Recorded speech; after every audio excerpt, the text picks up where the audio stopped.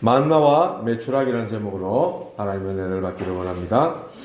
하나님의 관심이 어디 있겠습니까?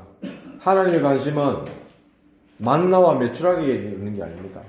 우리의 관심은 만나와 메추라기에 있지만은 하나님의 관심은 만나와 메추라기보다 하나님의 자녀인 여러분들에게 관심이 있습니다.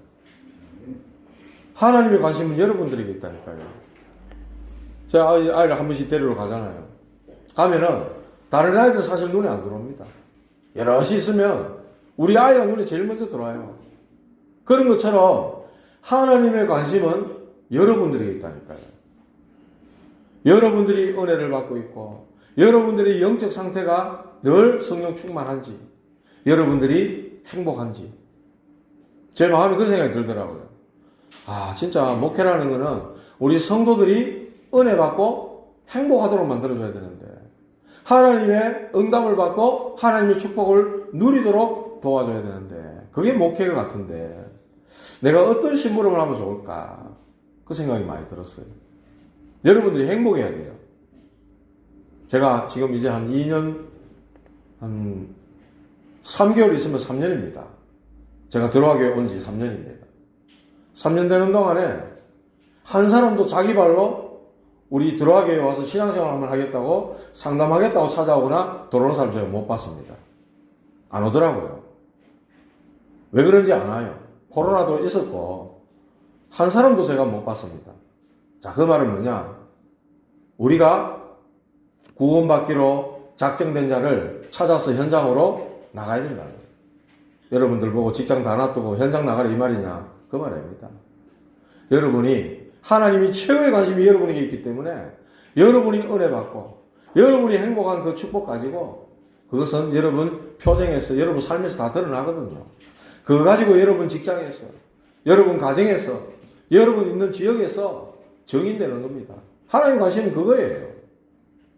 그래서 신명기 33장 29절 보면은 이스라엘아 너는 행복한 자보다 여호와의 구원을 너같이 얻은 자가 누구냐? 그는 너를 돕는 방패시요 내 영광의 칼이시요 내 대적의 높은 곳을 밟으리로다 그렇게 말씀하셨어요. 하나님이 저와 여러분들을 그런 엄청난 자들로 부르시고 세우셨다는 사실을 여러분 꼭 기억하셔야 됩니다. 가장 여호와로 말미암아 행복함을 누릴 수 있는 자들로 저와 여러분들을 부르셨고 하나님의 관심은 여러분들에게 있다는 거예요. 그리고 하나님의 방법은 뭡니까? 하나님의 방법은 예수 그리스도예요. 그리스도를 보내가지고 우리를 구원하시는 것. 그게 하나님의 방법입니다. 그 속에 모든 것을 하나님 담아놓으셨다 그랬어요. 그리스도 안에 모든 것이 담겨져 있다. 그런데 하나님은 방법을 쓰시기를 일반적인 경제를 가지고 불신자에게도 주십니다. 왜냐? 세상을 유지해야 되니까. 정주영 회장이라든지 이건희 삼성 전부 다 잡고 하셨습니다만은 그런 분들에게 왜 경제를 그렇게 몰아주시느냐? 세상을 유지해야 되니까. 주신단 말입니다. 일반 경제를. 그러나 하나님의 사람들에게 주시는 경제가 또 있어요. 그 경제는 뭡니까? 하나님이 주시는 것을 우리가 먹고 생활하고 하지만은 하나님 특별히 자녀인 우리에게 헌금이라는 경제를 따로 주신 거예요. 일반적인 불신자들이 계산하는 그 계산기를 두드리면 저 예수제이 교회 가가 헌금하고 11조 내고 손해 아니겠나? 우리도 그렇게 생각할 수 있겠죠. 그런데 그게 하나님은 하나님의 사람이 누릴 수 있는 경제로서 헌금이라는 축복을 주셨다는 걸 아셔야 돼요. 그리고 극한 상황이 오면은 하나님은 그 극한 상황에 정말로 우리에게 꼭 필요한 예배해 놓으신 특별한 경제가 있다는 겁니다. 그게 바로 만나와 메추라기입니다.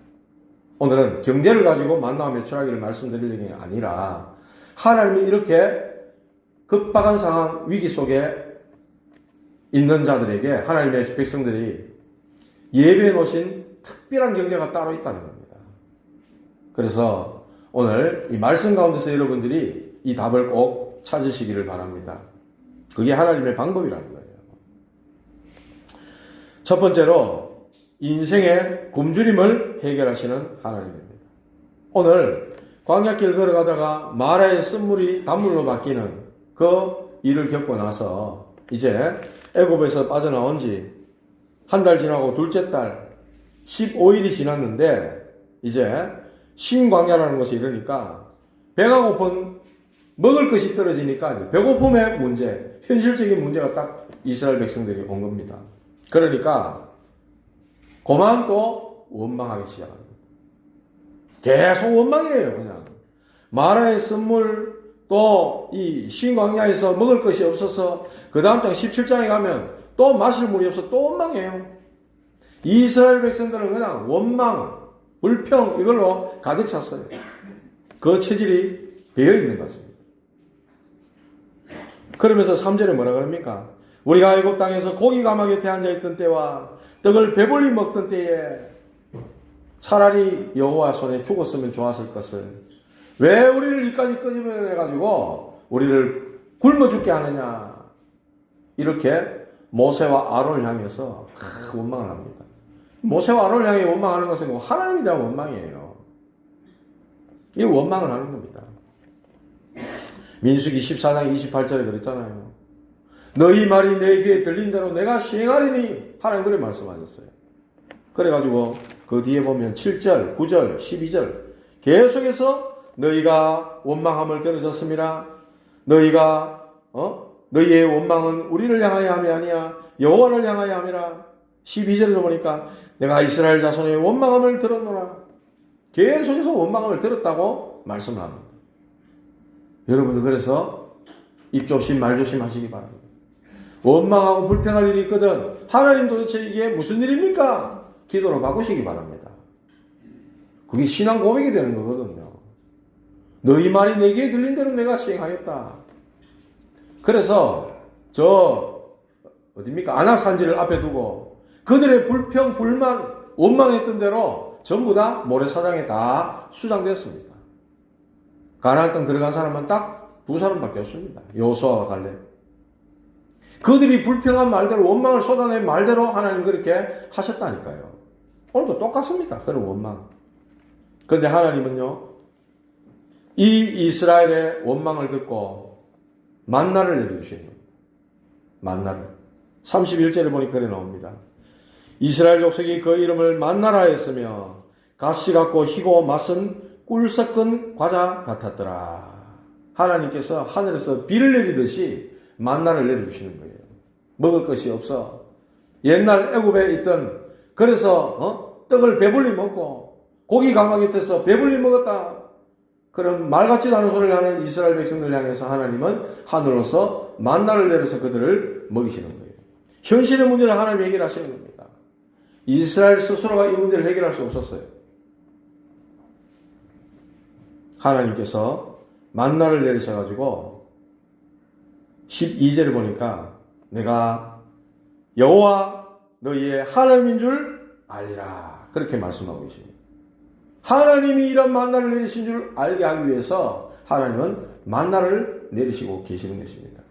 그 만나는 하나님의 은혜예요. 은혜. 4절에 그렇게 말씀했습니다.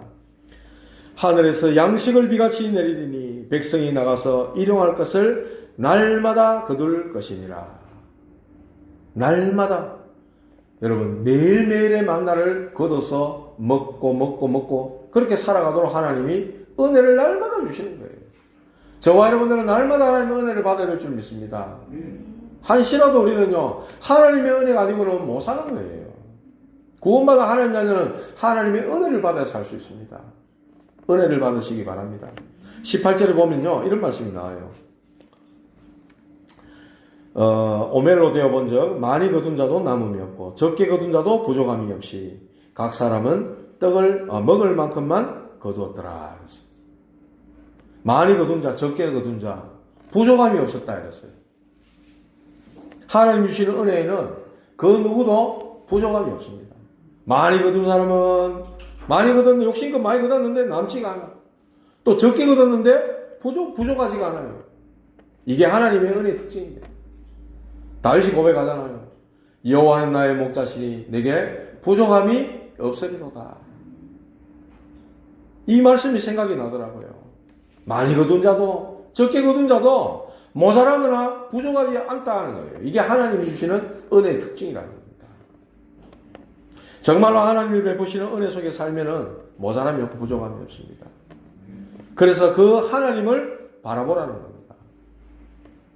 우리는 자꾸만 하나님 바라보지 않고 늘 불평 속에 원망 속에 살고 있으면서 다른 사람의 남 부러워하고 남의 것 쳐다보면서 침 흘리고 그러고 살고 있지는 않는지요. 이 만나를 보고 이스라엘이 도무지 이해할 수 없는 거예요. 그래서 15절에 말합니다. 서로 말합니다. 이것이 무엇이냐? 서로 질문하는 거예요. 이게 너무나 신비하기 때문에, 신비롭기 때문에 하는 질문인 거죠. 하나님은 우리 사람들이 상상할 수 없는 그런 방법으로 우리의 현실 문제를 해결하시는 것입니다. 내가 해결하려 하지 말고 믿음으로 하나님을 바라보는 것이 신앙인의 기본입니다. 기본. 이 믿음을 회복하라는 겁니다. 배고픔의 문제, 만나를 통해서 하나님이 해결하시는 거예요. 뭘 얘기하는 겁니까? 우리 인생의 진정한 배고픔 문제, 그 해결 방법이 뭐냐는 거죠. 하나님은요, 하늘로부터 내리시는 그 떡, 그 생명의 떡을 우리가 먹기를 원하시는 거예요.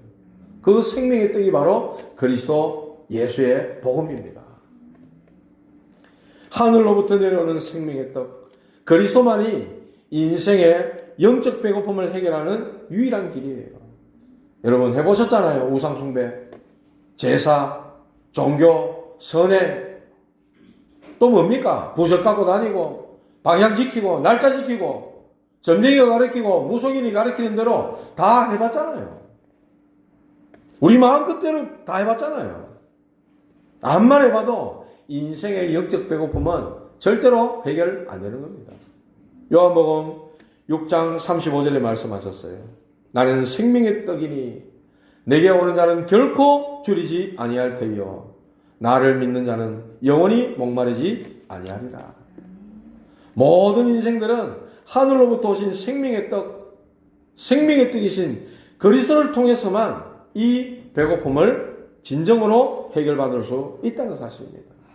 참된 구원과 영생의 비밀은 바로 생명의 떡이신 그리스도 안에 있다는 사실이에요.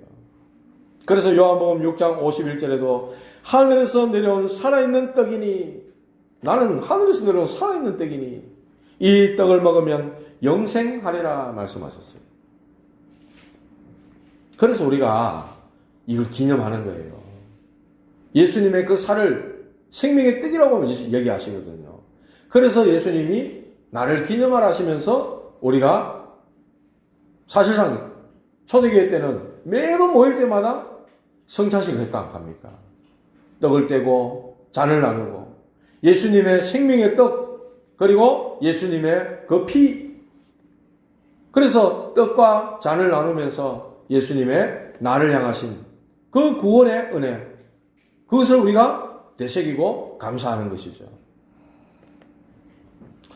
자, 이렇게 육신의 눈으로 보면 이게 무엇이냐 할 정도로 신비하고 믿음의 눈으로 보지 않으면 절대로 이해가 안 되는 부분이에요. 신령한 떡이신 그리스도를 믿음으로 저와 여러분들은 생명을 얻었습니다. 영생을 얻었다고 말씀하고 있어요. 영적 굶주림에서 벗어나는 것이죠. 그렇기 때문에 오늘도 내일도 저와 여러분들에게 이 그리스도로 채워져서 영적으로 배부르고 또 여유있고 만족하는 풍성한 삶이 그리스도 안에서 매일매일 누려지시기를 주님의 이름으로 축복합니다. 딴 걸로 암만 채워봤자 공허, 허무 그런 거예요. 또 허탈해지는 거예요. 세상 것 암만 채워보십시오. 그 배고픔이, 그 목마름이 채워지느냐? 안 채워집니다. 창세기 3장 이후로 이 문제는 우리에게 온 거 아니에요. 인생의 진정한 배고픔은 생명의 떡이요 하늘로부터 내려오신 산떡 그리스도로 말미암아 해결되는 줄 믿으시기 바라고, 이 그리스도 안에서 저와 여러분들 늘 영적인 배부름이 이 속에 있기를 주님의 이름으로 축복합니다. 그런데 이 이스라엘 백성들 오직 땅의 것 그걸로 살아가고자 하는 거예요. 100% 육신 기준이에요. 먹는 거 의식주 그건 거죠. 말하자면 요셉의 형들과 같이 사울왕처럼 늘 여기에 매여 있는 거예요. 여기 기준을 두는 거예요. 오직 입에 불칠할 것. 거기 기준을 두고 사니까 당장 먹을 게 없고 배가 고프니까 하나님에 대해서 원망이 나오는 거예요. 원망. 신앙 고백이 나오듯 시원찮을 판에 기가 찬 이야기를 합니다. 어떻게 하나님의 백성이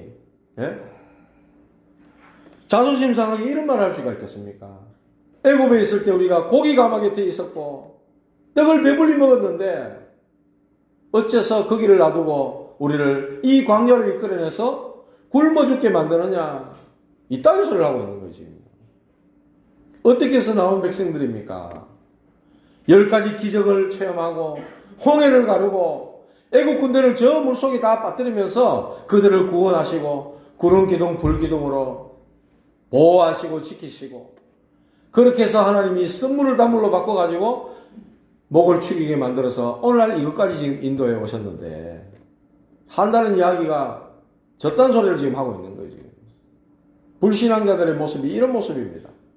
100% 육신의 기준이라 먹고 사는 데 기준이 있으니까 하나님이 뭐고 눈에 보이지 않으니까 나오는 대로 짓거리는 거예요.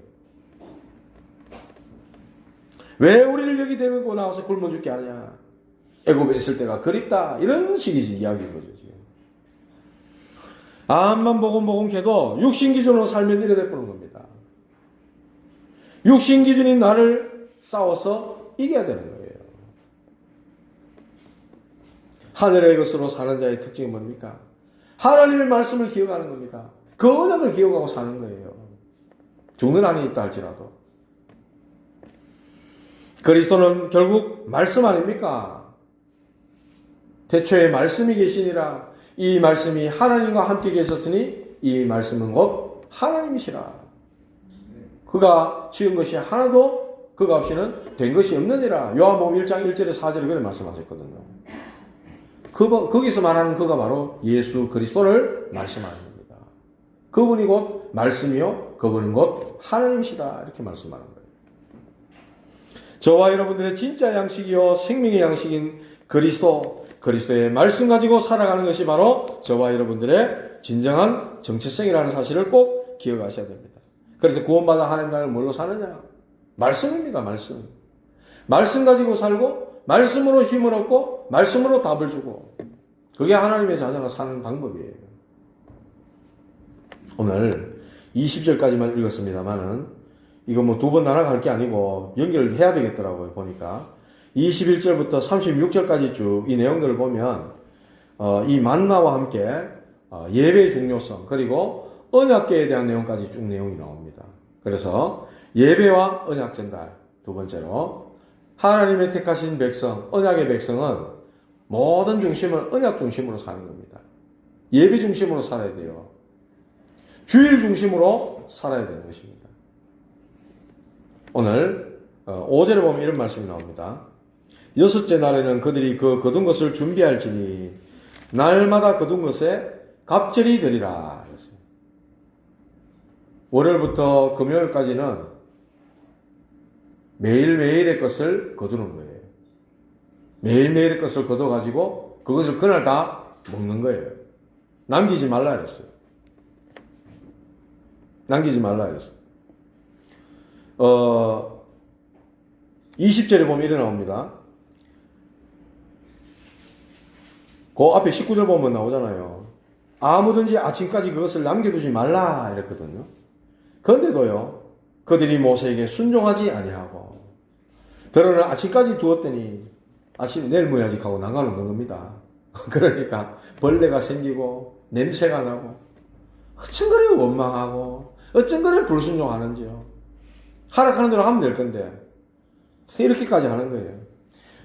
평일에는 매일매일 먹을 것만 거두고 많이 거다가고 남겨봤자 그 다음날 되니까 벌레 생기고 썩어서 못 먹는 거예요. 근데 토요일 그 전날, 그러니까 안식일이니까 금요일에는 2배를 거두라는 거예요. 2배를. 여섯째 날에는 2배를 거두라는 거예요. 왜 그렇게 하죠? 갑절을 거두어라. 그 말씀은 예배에 집중하라는 거예요. 희한하게도 다른 날에는 많이 걷어가지고 그 다음날 남기면은 벌레가 생기고 썩어서 못 먹는데, 금요일 날 2배를 거둬가지고 토요일 안식일 날 먹어야 되니까 토요일 안식일 날 먹어야 될 걸 남겨놔도 썩지가 않고 벌레가 생기지 않더라고 말씀을 하고 있는 거예요. 그게 바로 25절에 그리 말씀하죠. 25절 그리고 30절에 그리 말씀하죠. 오늘은 여호와의 안식일인즉 오늘은 너희가 들에서 그것을 얻지 못하리라. 그러므로 백성이 7째 날에 안식하니라. 6일의 삶을 예배 중심으로. 그래서 예배 때 주신 말씀을 붙잡고 인도받으면 바른 신앙생활을 할 수 있는 거예요. 그래서 저와 여러분들 이 예배에 집중하는 겁니다. 어떻게 해요? 답이 나올 때까지, 답이 나올 만큼 예배에 집중하시라는 거예요. 주일에 새벽 기도 있죠. 오전 11시 예배 있죠. 전도훈련 예배, 오후 예배까지 있습니다. 답을 얻을 때까지 집중하라는 겁니다. 저와 여러분들이 인생 전체를 두고 예배 중심으로 사시라. 로마서 12장 1절에 보면은 너희 몸을 거룩한 산 제사로 드리라. 이는 너희의 드릴 영적 예배니라. 이렇게 말씀하셨어요. 이 세대를 본받지 말고 우리 마음을 새롭게 함으로 변화를 받아서 하나님의 선하신 그 가운데 서라는 거예요. 그래서 우리 보고 우리의 모든 삶 자체를 산 제사로 하나님께 드려라. 그렇게 말씀하셨어요. 매일매일의 만나를 거두게 하시는 겁니다. 그래서 제7일 안식일, 오늘 치면 주일이잖아요. 그 날은 여호와의 날이기 때문에 오직 하나님께 집중하는 예배하는 날, 그 날에 참된 안식을 얻고 진정한 평안을 누리라는 거예요. 하나님이 택한 백성에게 예배에 집중하도록 말씀하신 거예요. 예배에 집중하니까, 예배 중심으로 사니까 모든 것을 하늘로부터 공급하시는 그런 하나님의 은혜가 임하는 겁니다. 하나님 택한 백성들이 섬기는 예배에 집중하기를 원하시는 거예요. 그걸 우리가 깨달아야 돼요. 그러면 내 신앙과 인생에 성공하기 위해서는 예배 성공해야 되겠구나. 그게 돼야 되는 거예요. 예배 성공하지 못하면 인생 성공한다? 그거는요, 성공이 아닙니다. 6일 동안 내 마음대로 내 필요한 대로 살고 주일 하루만 예배, 또 6일 내 마음대로 살고, 그게 아니에요. 그게 신앙생활 아니라는 거예요. 인생 전체를, 내 삶 전체를 예배 중심으로 살아야 되는 거구나. 그래서 하나님이 오늘 내게, 구원받은 내게 필요한 것들로 하나님이 채우시고 공급하시는구나. 이걸 저와 여러분들이 깨달아야 된다. 근데요, 너무나도 그런 중에도 너무나도 말씀과 상관없이 사는 사람들이 있다니까요. 27절 한번 보십시오. 아니, 27절요. 같이 한번 읽어봅시다. 시작. 7째 날에 백성 중 어떤 사람들이 거두러 나갔다가 얻지 못하니라. 7째 날에 나가서 거두라 했습니다. 뭐라 했습니까? 예? 25절 했잖아요. 오늘은 여호와의 안식일인즉 오늘은 너희가 들에서 그것을 얻지 못하리라. 나가도 없어요. 없는데 그 말씀을 안 듣는 겁니다. 7째 날에 또 거두러 가는 거예요. 언제요? 안식일에, 주일에 나가서 또 거두러 가는 겁니다. 불신앙자, 꼭 이런 사람들이 있어요. 예? 4절에도 미리 말씀하셨거든. 하나님이 뭐라고 그러셨냐? 그들이 내 율법을 준행하나 아니하나 내가 시험하리라. 내 말을 듣나 안 듣나 한번 보자. 역시나 아니나 다를까 이 안식일에도 나가가지고 만나가 있나 하고 그걸 얻으려고 나가는 사람들이 있다는 거예요. 하나님이 28절에 호통을 칩니다. 여호와께서 모세에게 이르시되 어느 때까지 너희가 내 계명과 내 율법을 지키지 아니하려느냐. 예배 축복 놓치면은 말씀이 나하고 아무 상관이 없는 거예요. 말씀이 나하고 아무 상관없이 사는 사람들이 많습니다. 그래서 예배 중심은 곧 말씀을 언약으로 붙잡는 거예요. 이 만나와 안식일과의 관계가 얼마나 중요합니까? 주일을 위해서 하나님이 평일날 주실 만큼의 은혜를 다 주신다니까. 그런데 자칭 기독교인이라는 분들, 장사하시는 분들 한번 보십시오. 주일 나가 다 장사합니다. 요즘 같은 시대.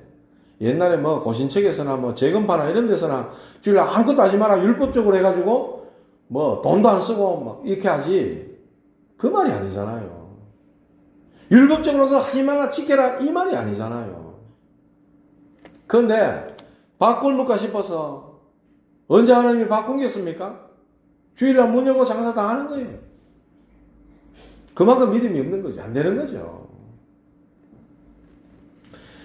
주일날 여호와 하나님께 집중하라는 거 아닙니까? 그러면 정말 그 삶이 예배 중심이라면 하나님의 모든 것들이 공급된다는 것을 언약으로 잡으면 되는데 그게 불안한 거죠. 그게 불안한 거죠. 그러니까 전혀 하나님 말씀과 상관없이 자기 의지 갖고 살아가는 거예요. 그걸 보고 종교 생활이라고 그래요. 종교 생활. 엄마 때문에, 아빠 때문에. 나는 안 믿었다, 이때까지. 부모님 때문에 내가 그냥 나왔지. 이러고 다닌다니까요. 교회를. 마누라 때문에 따라 나오고. 그런다니까요. 말씀하고 전혀 상관없는 사람. 무슨 그게 응답이 있고 무슨 구원이 있겠습니까? 하나님은 이렇게 예배 중심으로 사는 자들을 찾고 계시고 기다리고 계신다고 성경은 말씀했어요.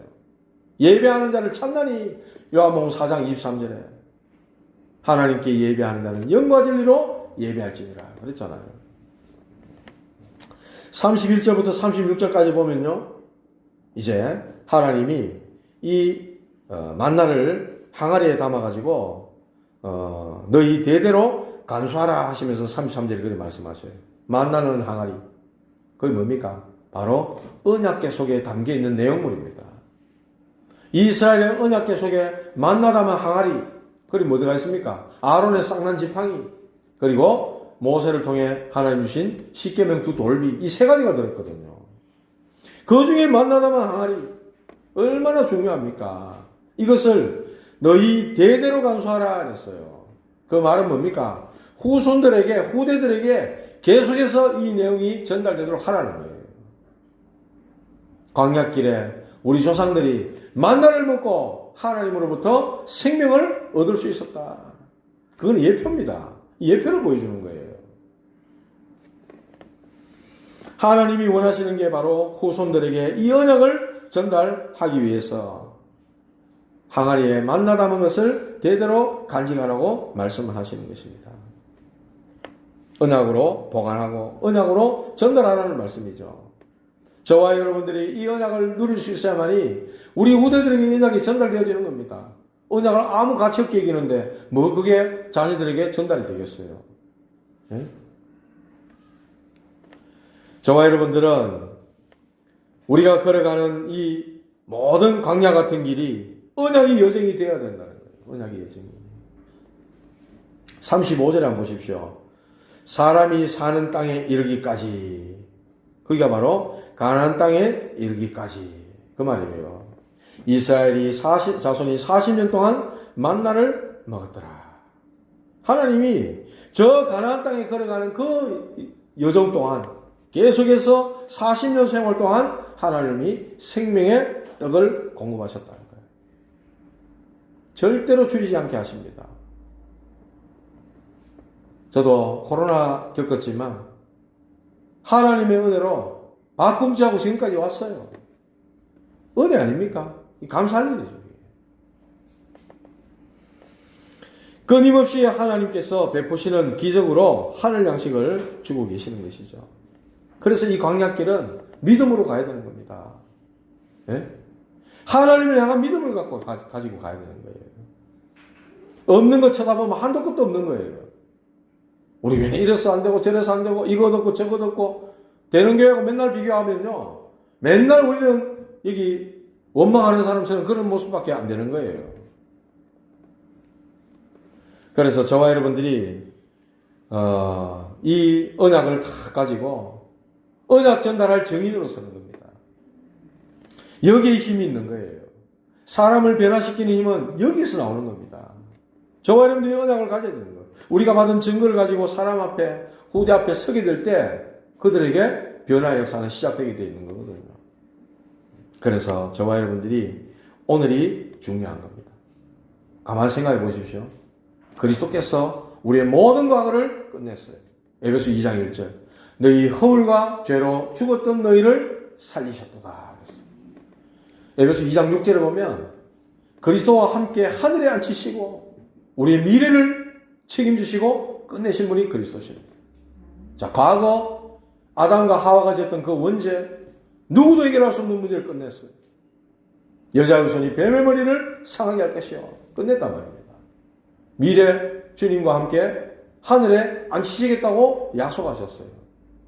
요한복음 14장에도 내가 너희를 위하여 처소를 예비하러 간다. 내가 다시 와서 나 있는 곳에 너희도 있게 하리라. 분명히 말씀하셨거든요. 자, 과거와 미래는 해결했는데 오늘의 현실 문제는 주님이 해결 못하시는 분입니까?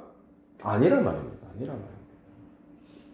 현실의 문제도 응답하실 수 있고 역사하실 수 있고 인간이 상상할 수 없는 방법으로 응답하시는 하나님이심을 여러분들 믿으셔야 됩니다.